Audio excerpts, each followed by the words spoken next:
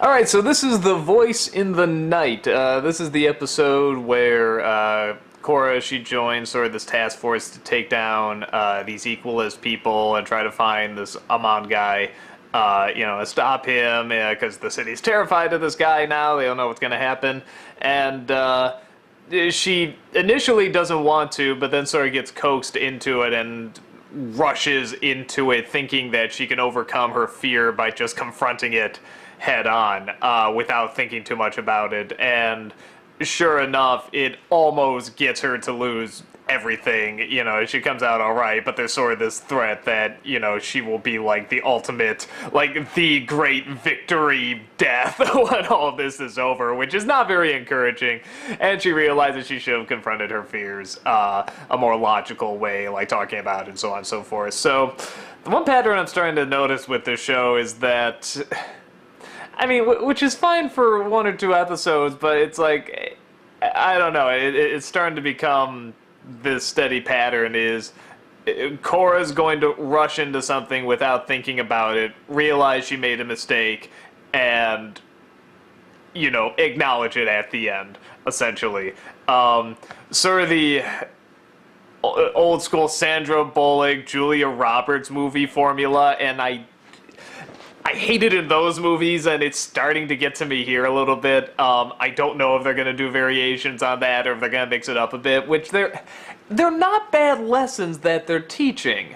Again, and the way that they're using Korra in many respects is very clever, because I'm seeing this stuff, I'm seeing how she's reacting to this, and again, sort of connecting it back to sort of our generation and the generation right after us.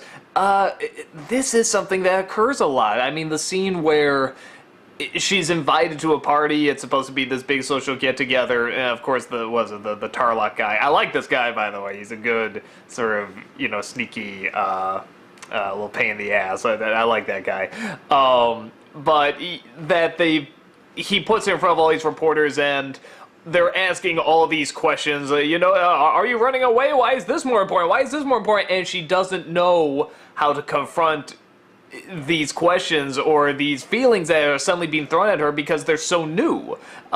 So she instead doesn't want to think of herself as being afraid or a coward, even though she's feeling this great fear. So she just rushes into it, and she feels the more forward and the more she can take something on, the better she'll be able to fight it off, which is sometimes the case, but not always. Again, it's about that balance. And the mentor comes and says maybe it's best to talk about it, and she chooses not to. She's afraid to acknowledge her weakness and her fears, and at the very end she realizes that she should have. And it's effective at the end. Like, for me, it holds up okay because the endings are always so nicely done, and they're so good at summing up what the problem was and what they should have done with it. But it's the lead-in, and maybe it is because they feel a little rushed at times. I think that's a huge part of it, because if this took maybe 2 episodes or something like that to really sort of dive into sort of the fear she's feeling, which it's not that it doesn't at all, it's that I think you really need to understand what she's going through. Like when she calls out Amon and says, let's sell this right now, you and me, blah blah blah, that seemed very much out of nowhere. And I think if you had time to really sort of show it, like, even though she's helping Tarlock fight these people, maybe she's still having the bad dreams, or maybe she's still having this fear, or maybe it's keeping her up at night, and that's not working, so she decides to try this. That little bit of time does add up, and Avatar was usually pretty good at balancing that out. Sometimes they would be a little rushed here and there, but I mean, like, you look at Zuko and how great that character's developed, and how much time they took to develop him.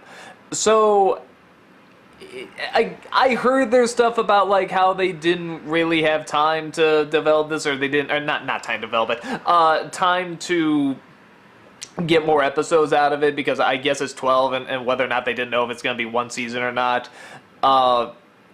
If that is the case, it kind of shows.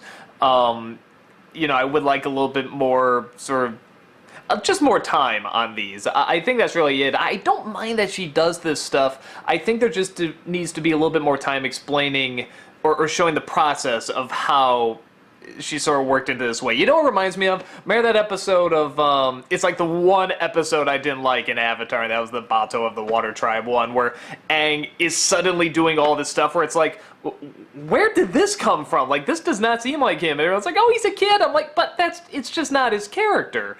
And if they really delve into showing much more time, if they put a lot more time into showing how this could happen, it could be explained. But because it was so rushed and just thrown in there really fast, and it's like just a couple of lines, it didn't come off as very effective. So I'm starting to get a little bit of that vibe here. Like I said, sort of the endings save it, because I think they are very emotional, and they come to grips with this stuff, but I don't know. It just feels a little rushed to me. But I guess what I was saying before, I'm sorry, I got a little sidetracked there, I imagine. But I was talking about sort of like with our generation and sort of the millennials too, is that whenever sort of confronted with sort of especially online, when you're hoping just to have a normal conversation in a chat room or something like that, and then you're just suddenly attacked, or someone wants to threaten you, whether it be a troll or someone that just has a different opinion and just really wants to confront you, or just someone really emotional, whatever, you don't always know how to take it. And there's, of course, a lot of famous conversations on blogs or forums or whatever of either just people getting really emotional, or even more famous people getting really emotional and just totally attacking. And it's because they don't know what to do. this is something very new to them. So I think, like I said, the stuff she's going through and sort of the issues they're attacking, maybe in any other time period I would sort of go, I don't know, it seems a little sort of cliched or whatever, but I guess I see more of it nowadays. Of people just feeling a lot of emotion and not knowing what to do with it. And because the social media has allowed us to act on our emotions without even thinking about it, that's exactly what we do. We react without even thinking about it, and we're not always... the guidance now does not come from people giving advice or anything. It comes from our mistakes, which in many ways is not always bad, but in many other ways, if you don't catch those mistakes, you can keep making mistakes and they can get worse and worse. So I'm not against what they're trying to get across with this character. I'm not against her being like a blowhard and, you know, really proud of everything, but insecure as well, because they have her learning the lessons, and I think it does connect a lot to, again, sort of this rise in technology. I mean, for us, it's the social media, and here, it's just the rise of media, I guess. I mean, the fact that there is a media now. Right down to every episode starting off with that announcer, which I love, by the way. I love that they're doing that. You know, last time on Legend of Korra, Korra has a new threat from the Benders, and blah. It's like, I love that, and I love that kind of voice. So every time it starts off like that, I'm like, yes, I love that. So, but I get it. What I would like to see is more time dedicated to these, because as of now, like I said, they just seem a touch rushed. So, yeah, that's about it for this one. I mean, nothing too much else. I like this Tarlok guy. I like this this villain, this Amand guy. What else? It looks like there's some sort of romance going on with the Mako character and the daughter of Mr. Ford, essentially. I mean, that's Henry Ford's who they're obviously trying to make that guy be. But, yeah.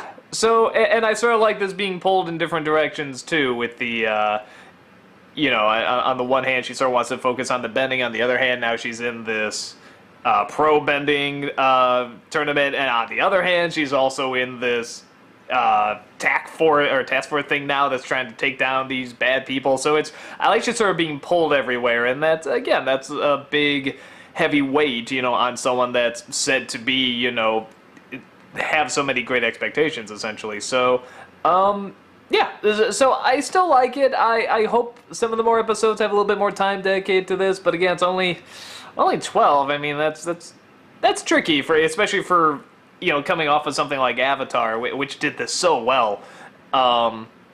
So, yeah, we'll just see where it goes from there. That's about it. Take care.